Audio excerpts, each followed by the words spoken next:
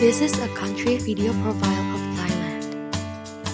Thailand is located in the center of Southeast Asia, then the land covers more than 500,000 square per meter. They are surrounded by mountains, mainly in the north that extend southward along its Burma border to Malaysia's northern edges. Thailand has a population of roughly 69 million. Thai nationals make up the majority of Thailand's population of 96%, and Burmese of 2%, and the others another 2%. Thailand was ruled by Chakri dynasty in 1782, and at the time the country was called Siam. In 1932, Siamese Revolution took place, which led Siam to change its name to Thailand in 1939, which means Land of the Free. After the World War II, the Thais returned to their home. In 1946, King Ananda Mahidol is founded by the age of 20 under mysterious circumstances. Therefore, the former king's brother, King Bhumibol Adulyadej, ascends to the throne. In 2016, the king died at the age of 88 after 70 years on the throne. The religion in Thailand consists of 94.5% Buddhism, 4.29% Islam, 1.17% Christianity, 0.03% Hinduism, and the rest are unaffiliated. Thailand is an export-oriented economy.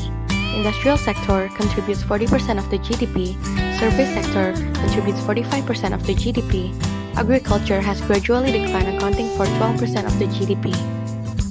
Due to the rapid development on the IT sectors, increased demand is consistent for the country's IT outsourcing services, which could lead to major inventions. Thailand is rich in natural resources. However, making automobile parts is the country's #1 export in 2012. Here are the major export partners of Thailand, and the top 3 export products are computers, delivery trucks, and integrated circuits. And here are the major import partners of Thailand, and their top 3 imports are gold, petroleum gas, and coal briquettes. Thailand scores 64 on the PDI index, which means they have a strict chain of command and protocol. On individualism, they score 20, which means they have a strong commitment to family and close relationship.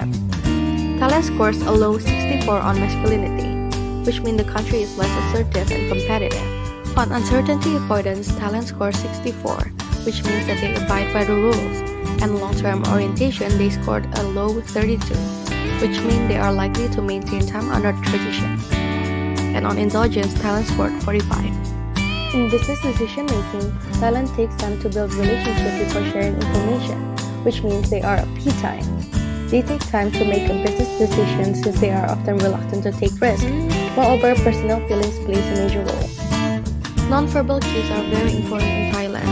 Most messages are conveyed with the context surrounding it. Gift-giving plays a major role in business negotiation style. Never shove a business card in your pocket right after receiving it.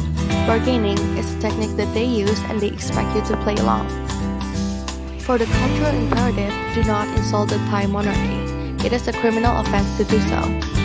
If you touch their heads, you have to apologize straight away.